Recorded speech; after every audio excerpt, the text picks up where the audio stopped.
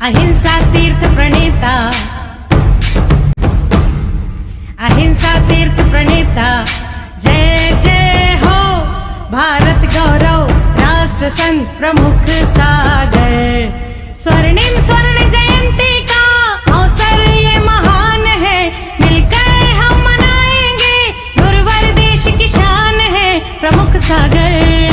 जय हो गुरुवर प्रमुख सागर, जय हो गुरुवर।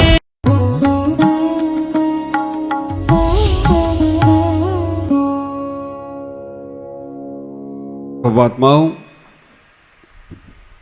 जीवन की जीवंत होने की चर्चाएं चल रही हैं। हमें कैसे अपने धर्म ध्यान पूजा पाठ को करने का प्रयास करना है। हम जब अपने परमात्मा की भक्ति के लिए निकलते हैं, अपने गुरु की भक्ति के लिए निकलते हैं, अपने इष्ट की भक्ति के लिए निकलते हैं, तो श्रेष्ठ से श्रेष्ठ वस्तु उन्हें समर्पित करते हैं, उनके चरणों में चढ़ाते हैं। आप विचार करना, हम जब श्रेष्ठ वस्तु चढ़ाते हैं तो श्रेष्ठ फल की प्राप्ति होती है। और जब हम परमात्मा के चरणों में जब पहुंचते हैं श्रेष्ठ फल की प्राप्ति के लिए, तो हमारा जीवन अपने आप में बहुत अच्छा हो जाता है। हमने अपने जीवन को जब परमात्मा के लिए समर्पित कर दिया, गुरुओं के लिए समर्पित कर दिया, तो फिर संसार की इच्छाएं, महत्वाकांक्षाएं हमें बाधा नहीं देंगी। संसार की इच्छाएं और महत्वाकांक्षाएं हमारे लिए बाधक नहीं बनेगी। अगर हमारे मन में कुछ भी कमी रह जाती है, डाउट रहता है, तो फिर हम आउट हो जाते हैं। हमें श्रद्धा के साथ संदेह नहीं करते हुए भगवान की भक्ति करना चाहिए। तुम्हारी जैसी श्रद्धाएं आस्थाएं होती हैं, वैसा ही तुम्हें फल मिलता है। हम इतना ही विचार करें, इतना ही सोचने का प्रयास करें कि हमें अपने जीवन में उस फल को पाना है, तो हमें भगवान पर पूरा भरोसा करना पड़ेगा। मैं अक्सर कहता हूँ, आस पर आसमान टिका है, विश्वास पर इंसान टिका है। मानो या ना मानो इस हकीकत को मित्रों, हम सबकी श्रद्धा पर हमारा भगवान टिका है। हम सबकी श्रद्धा पर हमारा भगवान टिका है। हम जब मंदिर के लिए, भगवान के दर्शन करने के लिए निकलते हैं, हर एक कदम में हमें भगवान के दर्शन के फल के साथ तीर्थ वंदना का भी फल प्राप्त होता है। हमें मंदिर में कभी चप्पल आदि पहनकर नहीं जाना चाहिए। और जब हम मंदिर के नज़दीक पहुंचते हैं, ऐसा कहा गया है, ऐसा जिनागम कहता है, हम घर से जब निकलते हैं, हम मंदिर के लिए निकलते हैं, तो हमें 10 उपवासों का फल प्राप्त होता है। मंदिर के मध्य में आ जाते हैं तो 1000 उपवास का फल प्राप्त होता है। और जैसे ही हम मंदिर के नज़दीक पहुंच गए, 10,000 उपवास का फल मिलता है। और जैसे ही भगवान को देखा, तो लाखों लाखों करोड़ों करोड़ उपवास का फल हमें सहज में प्राप्त हो जाता है। जब चिंतो तब श्रेष्ठ फल, लक्का फल गमनेड़, और कोटा कोटि अनंत फल जब जिनवर डिठे। जब भी भगवान के दर्शन का चिंतन कर रहे हैं, तो 1000 उपवास का फल, और जब चल दिए तो लाख उपवास का फल, और जब भगवान देख लिए, मिल गए, तो करोड़ों उपवास का फल प्राप्त होता है।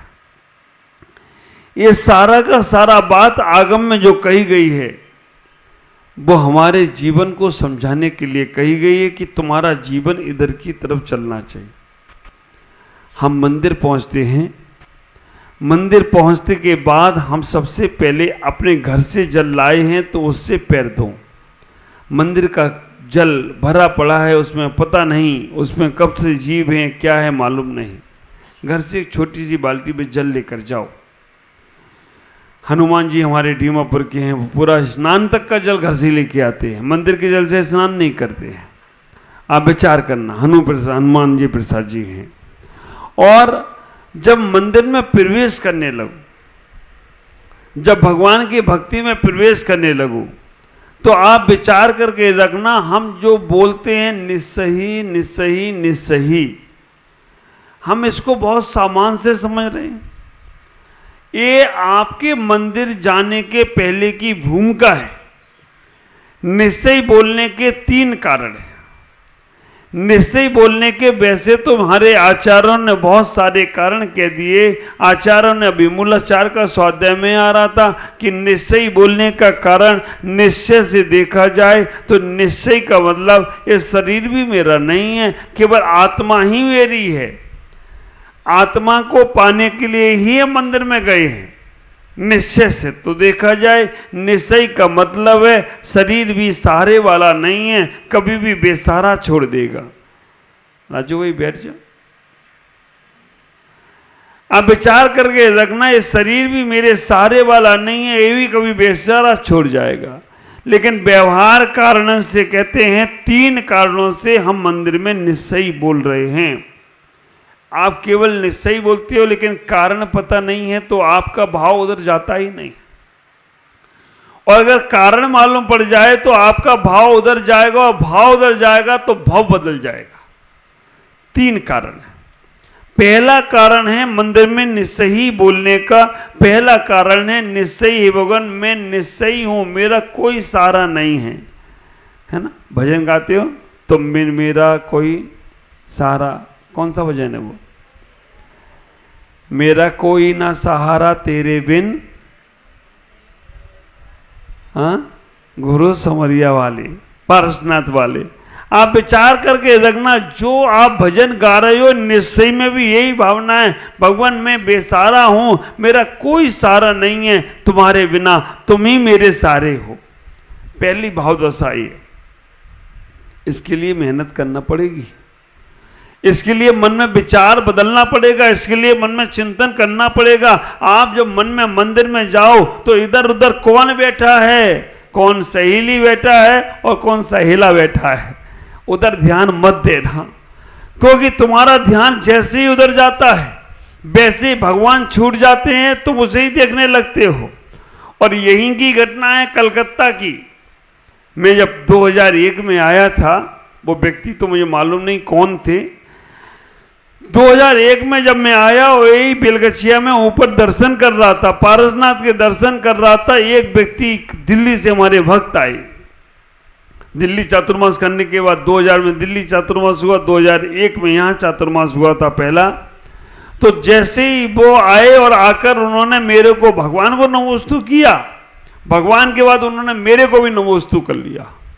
एक कोई महानुभाव सज्जन थे, उन्होंने उनको टोक दिया और मेरे को भी टोक दिया। उन्होंने कह दिया भगवान के सामने तुम यहाँ पर महाराज को नमोस्तु करते हो, भगवान के सामने नमोस्तु नहीं करना चाहिए। भगवान के सामने मंदिर में भगवान को ही नमोस्तु करो और किसी को नहीं करना चाहिए। गुरु को क्यों नमोस्तु करते हो? मैं उस पर कुछ नहीं बोला, क्योंकि मंदिर में विवाद नहीं चाहिए, मंदिर में कोई चीज़ नहीं चाहिए। सुन लिया, आ गया। बाद में मैंने इनको समझाया कि नमोस्तु भगवान को किया है और मुनिराज को कर लिया तो कोई इसमें पाप नहीं हो गया है। वो थोड़े ज़्यादा पढ़े लिखे होंगे। उन्होंने कहा बाप के सामने बेटे को क्यों कर लिया? अरे भाई, तुम मंदिर में नमोकार मंत्र पूरा पढ़ते हो, है ना? नमो अरिंताणम नमो सिद्धाणम बोल के छोड़ देते क्या? क्योंकि आचार्य को नमस्कार हो जाएगा, उपाध्याय को हो जाएगा और साधु को हो जाएगा। तो या तो तुम नमो अरिंताणम नमो सिद्धाणम में पढ़ो मंदिर में, दूसरा पढ़ना नहीं। उसके बाद तो मंदिर में गुरु आते तो उनको गुरु को भी अर्घ चढ़ाते हो, जिनवाणी को भी चढ़ाते हो। आप विचार करके रखना। उस वक्त तो मैंने उनको ज़्यादा नहीं बोला, लेकिन बाद में मैंने चिंतन किया तो मैंने कहा कि मंदिर में जो प्रतिमा हैं, 9 देवताओं में कौन सा नंबर है प्रतिमाओं का? 9 देवताओं में प्रतिमा का कौन सा नंबर है? आप विचार करना। 9 देवताओं के नाम मालूम है? पहले देवता का कौन सा नाम है? अरिहंत, दूसरे सिद्ध, तीसरे आचार्य, चौथे उपाध्याय, 5वें साधु, 6वें जिन धर्म, 7वें जिनागम, 8वें जिन चैत, 9वें जिन चैतालय। अरिहंत भगवान कहाँ हैं? अरिहंत भगवान कहाँ हैं? विदेह क्षेत्र में हैं। सिद्ध भगवान कहाँ हैं? सिद्धालय में हैं। आचार्य भगवान कहाँ हैं? सामने ही हैं। उपाध्याय भगवान कहाँ हैं? जहाँ उपाध्याय परमेष्ठी हैं वो भी दिखते हैं। और आचार्य पे साधु परमेश जी कहाँ हैं? सामने ही बैठे हैं। अब इसके बाद जिन धर्म, जो अहिंसा में धर्म है वो जिन धर्म है।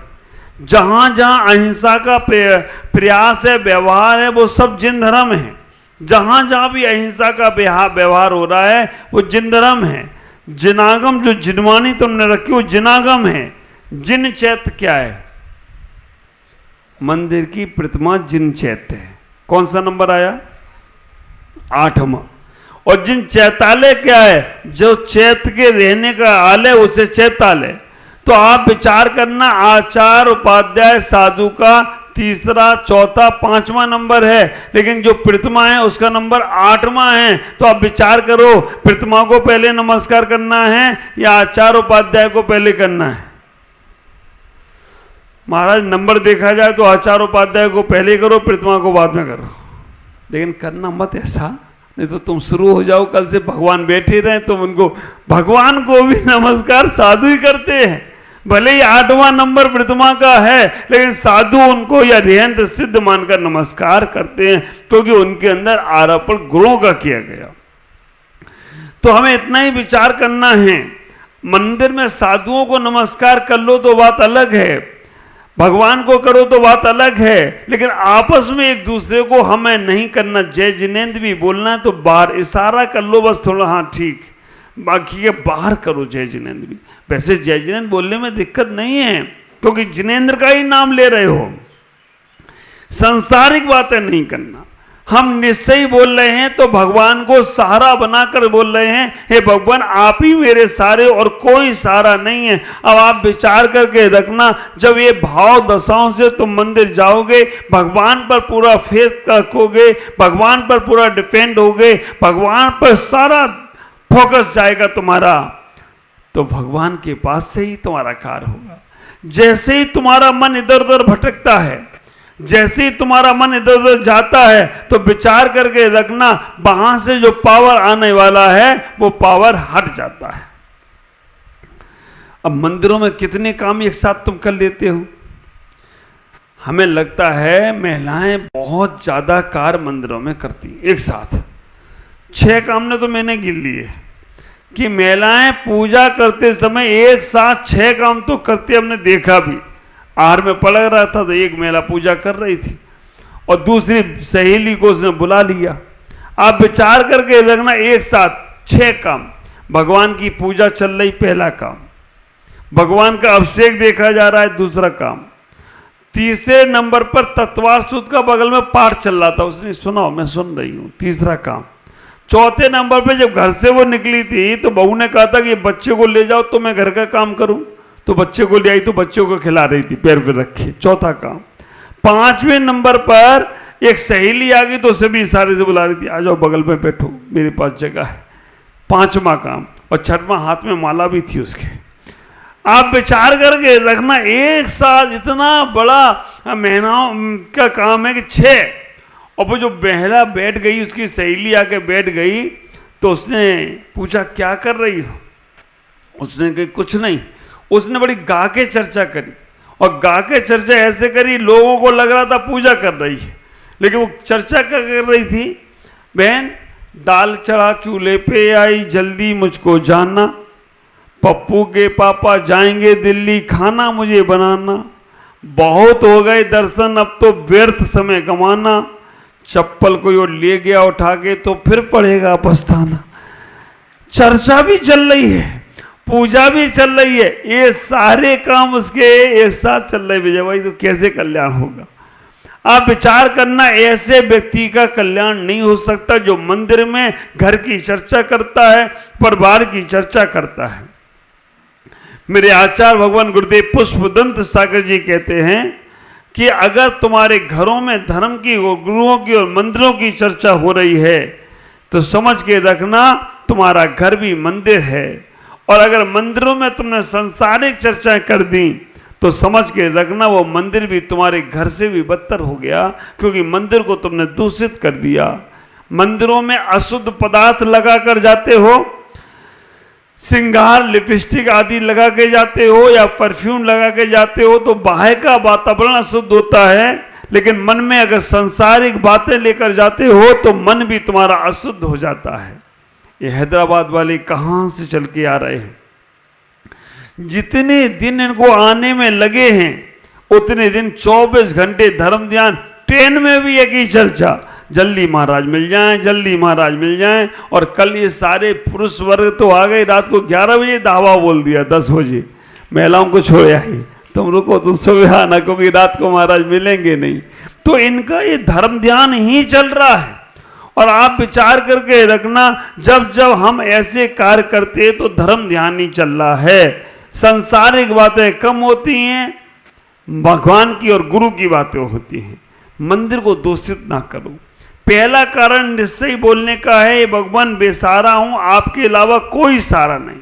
तो मंदिर में मत ढूंढो तुम्हारी सहेली कहां बैठी है, मंदिर में मत ढूंढो कि तुम्हारा मिलने वाला कहां बैठा है, तुम और भगवान, बस दो ही। आप विचार करना, कौन पुजारी क्या कर रहा है, कौन महिला क्या कर रही है, कौन क्या कर रहा है, हम इतना ख्याल करें हमें क्या करना है।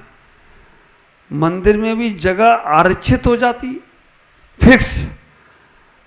अब उस जगह पे कोई दूसरा बैठ नहीं सकता है। हमने सुना था एक जोक, क्योंकि जब ट्रेन में आदमी सफर करता है या बस में जाता है, भीड़ बहुत बहुत रहती है, तो खिड़की से रुमाल लग देता है, और खिड़की से रुमाल लग दिया, उसकी सीट पक्की। चाचा चौधरी गए, ट्रेन से बैठने के लिए जा रहे तो उन्हें खिड़की से रुमाल लग दिया।